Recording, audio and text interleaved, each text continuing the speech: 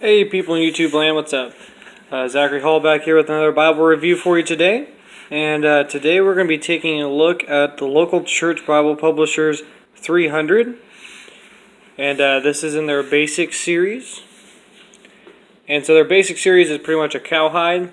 So it's not iron calfskin or their signature series, which is even thicker. But this is a really nice leather. I mean, it's a lot tougher. Their grain's a lot tighter.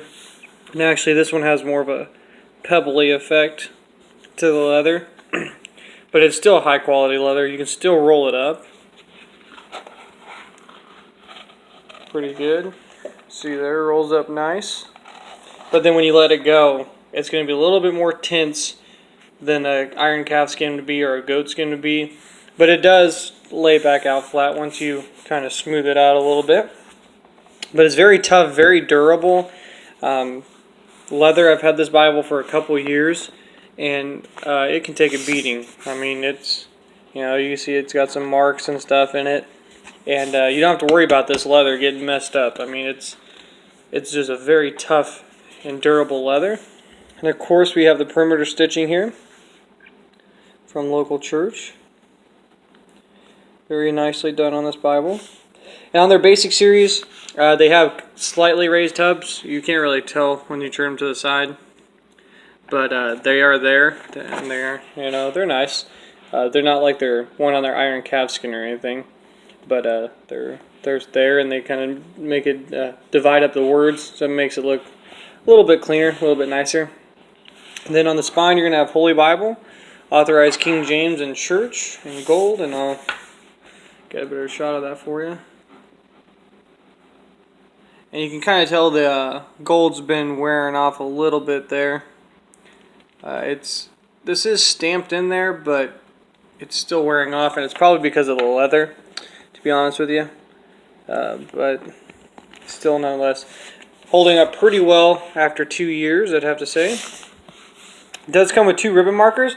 My edition that I got was they're a little short. They don't make it to the end of the text block all that well. As you can see, they're about to get lost right in there.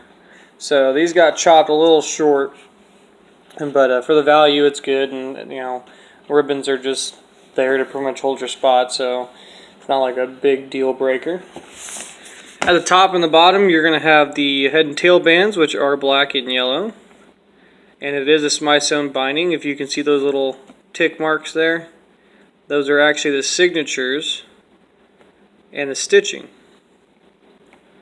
So that's kind of cool to see. It does have gold gilding, and again, I've had this Bible for 2 years, so it's kind of flaking off, as you can see, but still retains a lot of it.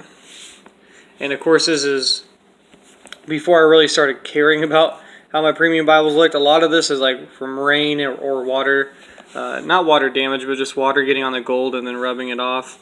Otherwise, it probably would still all mostly be on there.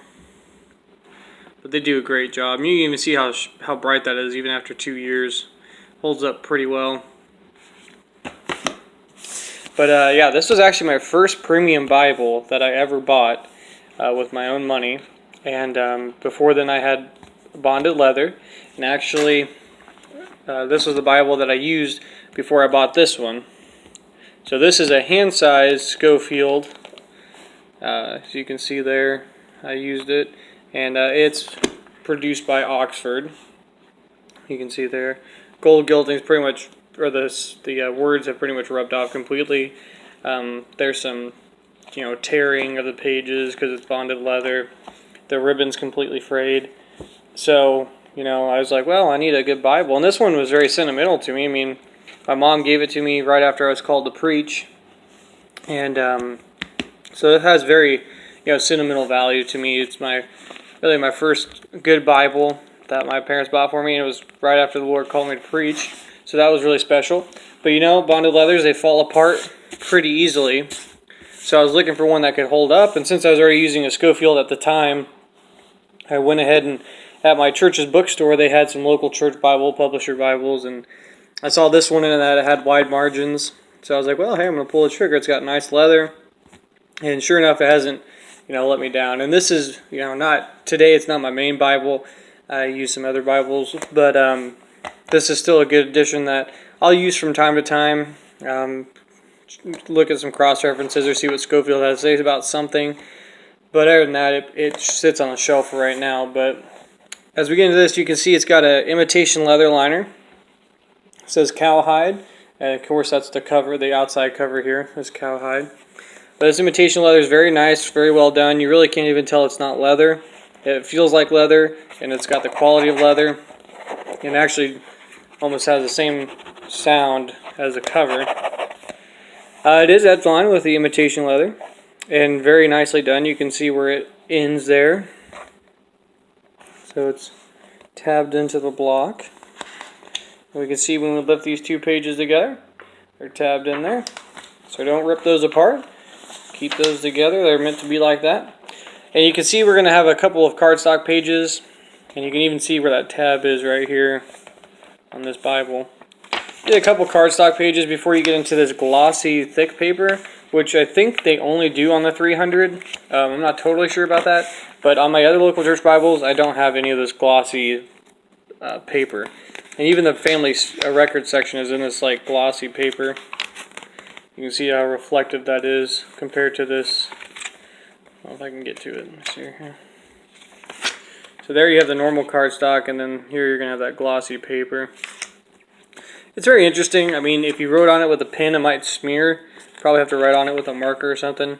But you can see there you got deaths, you have marriages, husband's family tree, and wife's family tree. Then you have the title page, so the Holy Bible. And then the classic King James Study Bible, C.I. Scofield notes, and they do that for copyright reasons, so they can publish it. There's the item number right there, and their phone number. And of course, as with all local church Bible publishers, they start with the translators to the reader, and then at the end here, we're going to have the epistle dedicatory to King James. Then we have our index page, if you will, all the books of the Bible, their page and their chapters. So that's really nice to have.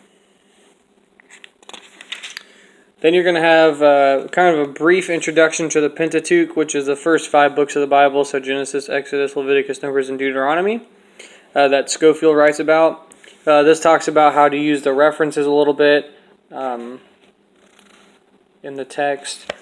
And so you can see we get in here, and this is a wide margin Scofield. And so you're going to have a book introduction for every new book.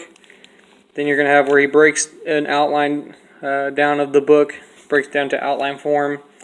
And then in the text, it's a 9-point font, and it's very bold, very easy to read.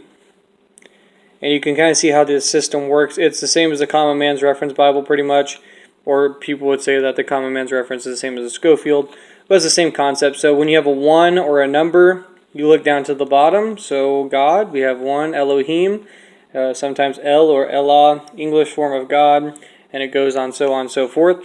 Then if you have a letter, you're going to go to the center column, and it's going to give you a reference or a subject index to look in the back to see about a certain topic or something. So you can see how that works. So you got A, and then you should have B on this side, or you have C there, and then you're going to have, I guess, B on this side. Yep, there it is next to God. So that's kind of how the references work. Then he does have section headings. So every time there's a new section or that the thought ends, that he'll kind of signify what you're about to read. Then you can see the footnotes. They're printed about the same size as the text of the Bible, so they're very readable. A lot of references and everything. Of course, if you know Scofield, he's dispensational, and I don't agree with everything he says, obviously, but he's a dispensationalist, gap theory, all that stuff. You know, if you don't agree with those things, that's okay. I don't agree with them either. But he has a couple of good notes, you know, that are worthy to look at and study. So, and just on the top of that, I mean, people really like the Scofield for the layout. They really love the font, of how bold it is, how readable it is. And it's a font that people have been using for many years now, since the Scofields come out. And it's just become kind of the standard font that people like to read.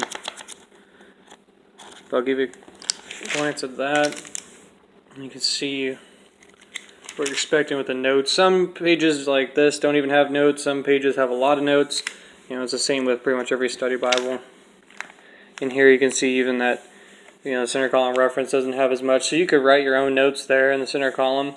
And of course you have wide margins on every single page. And the paper in this is really good. It's really thick, really nice.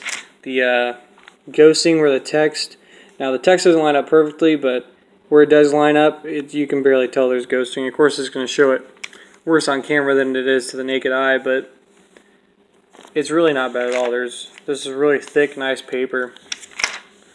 Then I'll go to the Psalms here so you can see that. How kind of the Psalms are laid out.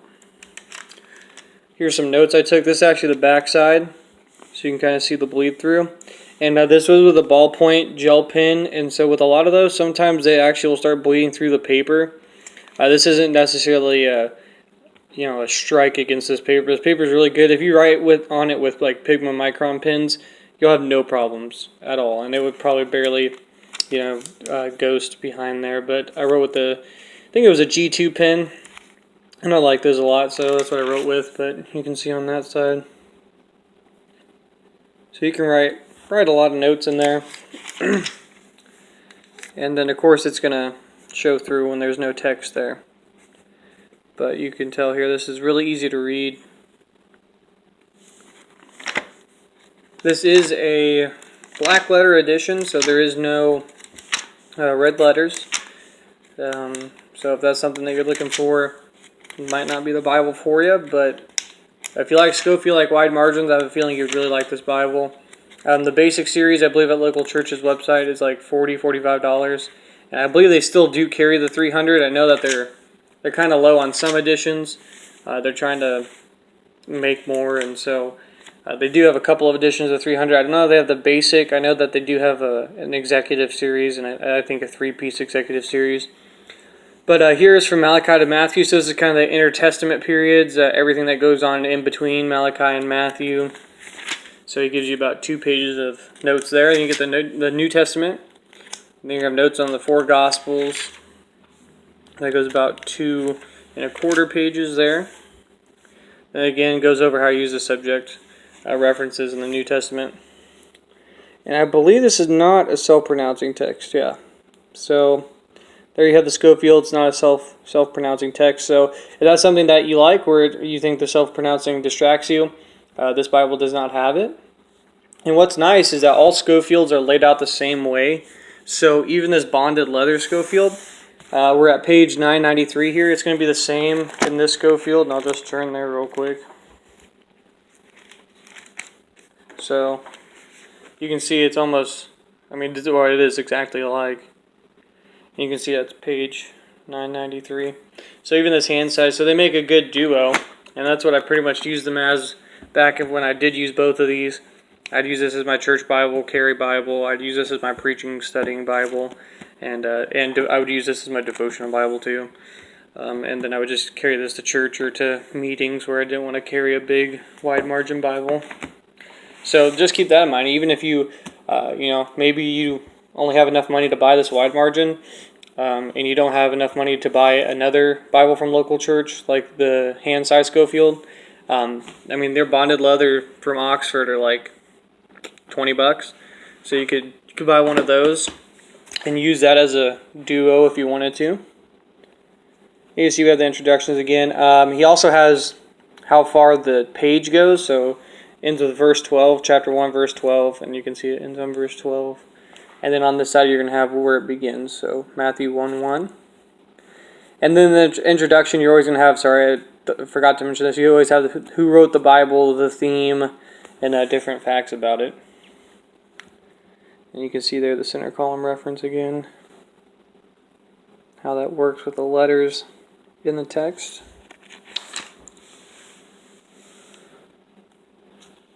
But yeah, this is a pretty good Bible, very well made.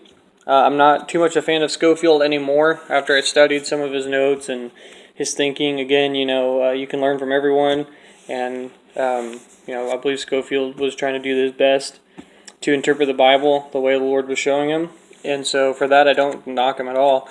If I'm a King James Bible believer, there are some notes in here that don't make me happy, as far as he criticizes the King James, and not like criticizes it, but cast doubt on it based off of textual evidence and all that stuff. Let me show you some more notes actually that I took real quick so you can see how those will take on paper. This is with pencil. You can see with pencil it's barely even noticeable. Back here. So this is the back side, and that's really not showing through too bad either. And this paper it's really thick, really nice, easy to churn.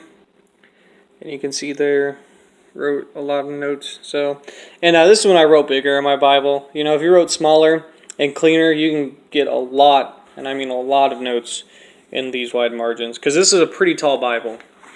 I mean, you're talking about, this is a hand-sized, it's way wider, and it's way taller. So it's almost, actually I think it's 10 inches tall by about 7 inches wide, so it's a very big size Bible. But I'll show you where it's talking about the textual criticism thing. And of course, the most famous passage for this dispute is 1 John 5:7. So we'll get down here, verse 7, and he says it's O, so you got to come back up here. And it says, it is generally agreed that verse 7 has no real authority and has been inserted. So while some people may agree with that, and if that's you, that's fine. I don't agree with that, and to me it's more of a position of you're casting doubt on what's inside the Scripture, what is the Word of God, and I think that's a dangerous place to be in. I know scholars do all those things, and again, I'm a King James Bible believer. Textus Receptus is what I hold to, and if you don't, that's fine. But for me, that's kind of a shaky thing, and it's throughout many different spots of the Bible. So that's kind of what led me to not want to use it anymore, and so I stopped. But not to say that if you use it, you're wrong. It's just something for me that I personally didn't like. But this is a well-made Bible, served you very well for many years, especially if you love taking notes. If you love the Scofield layout, you like the font, you like the notes, the column references, the section headings, all that stuff, then definitely I would say pull the trigger. It's a very well-made Bible. And then we get to the end of Revelation here. And you're going to have an index to the introduction now. So this is what I'm talking about with all the references. When you see that it says a certain thing, like you go to, it will say in the text like Aaron, and then you go back here and you can look this up, and it says type of Christ, and it gives you a couple references where they appear at. And it covers different things. It covers different names, different places, different towns, and etc. This has a little thing of how it's valuable to preachers, Sunday school teachers, evangelists, and Christian workers. So, you can look up, I wouldn't say almost anything. It's really not that long, but you can look up some stuff and get some information about it. Because it only runs a couple pages. That's probably about 6 or 7 pages. Now you're going to have the dictionary, scripture, proper names. So this is going to be like all the names of the Bible, all the towns, all the villages, all the places, like the different seas, the different mountains, anything that's a proper noun, proper name is going to be in here. So this is going to go for quite a while. And this isn't just unique here to the local church edition. There's actually in all Scofields. It's even in the bonded leather one. So there's a lot of study material back here.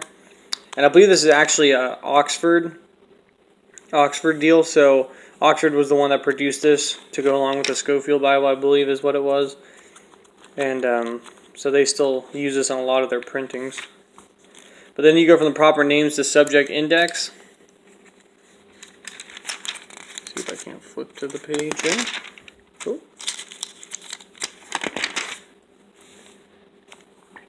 So now this is where you get into more studying like a more variety of words. So you have like adultery. There's even stuff on agony, almighty, altar. And there's a wide variety of words here that you can look up and study. And this goes for quite a while as well. So we'll get to the concordance. So the concordance is the Scofield concordance. It's not the local church concordance. And both are equally long. This is a very long concordance. I'll kind of just show you here. That's how thick the concordance is. Almost 1/4 of an inch. So there's a lot of entries. So this is actually good for study. A lot of times concordances are pretty small, and it seems like they're not even worth putting it in the Bible because it can save space, make it thinner, or make it more compact. But this one's actually not a bad concordance at all. Has a lot of entries in it, a lot of scriptures, so it can get you started and even get you more in-depth study. And then, of course, the concordance is going to be the last thing in this Bible until we hit the maps. And in between the maps and the concordance, you have 3 blank pages here, Bible paper, so you can use that for whatever you want to. Then you're going to have the old school Cambridge maps. This was also printed on glossy paper. Again, I don't know if local church still does the glossy paper for the 300. I know they don't for other series. And the other series, it would be more like the cardstock that you see at the beginning or end. But these are just your basic maps. You know, nothing too fancy, nothing that's going to wow you.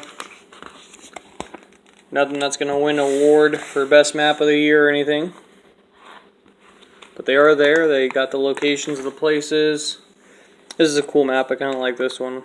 Looking at that one all the time. But and of course you have Paul's missionary journey. And then you're going to have the cardstock pages. And it ends, it's edge line back here. Annotation liner, cowhide cover. So if you guys are interested, you guys like the Scofield Reference Bible, maybe you do have a bonded letter version, and maybe you like it and you're wondering, hey, why is my Bible falling apart all the time? I encourage you to go to local church, Bible publishers, get you a wide margin Scofield. They're cheap compared to what other people would charge for a Bible like this. It said that these Bibles, and honestly it's true, they go for $150 if it was produced by Cambridge or Allen, and probably even more. I mean, a Cambridge wide margin is $300 unless you go to evangelicalbible.com or something like that. Otherwise, Cambridge is going to charge you about that much. And I mean, Cambridge has a quality for sure, but we can't afford $300 all the time.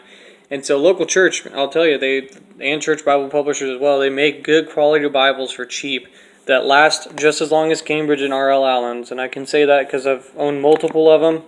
I still use a lot of them, and they're really worth it. They're built to last, especially with this cover. This cover is so tough and hard, in a good way. It's still flexible, but it's you can just tell like it's going to take a beating over a lifetime. You don't have to worry about it. But yeah, if you guys like the Scofield, that's something you're interested in, I encourage you to go to local church Bible publishers, check them out, and purchase one, support their ministry. They produce these at the cost of production. So like I was saying, this Bible, if it wasn't from local church, probably costs $150, $170 easily. But you can get this Bible for $45, $50 and plus shipping. So awesome ministry, awesome Bible. Encourage you guys, if you love the Scofield, go pick one up. If you're looking for a wide margin Bible, it's a good Bible as well. Or if you just like the Scofield layout and the way it reads, I encourage you to go get one. So I hope you guys enjoyed the review. I hope it was informative. If you guys have any questions, comments, concerns, or any other questions, please let me know in the comments below. And I appreciate you guys watching. Take care and God bless.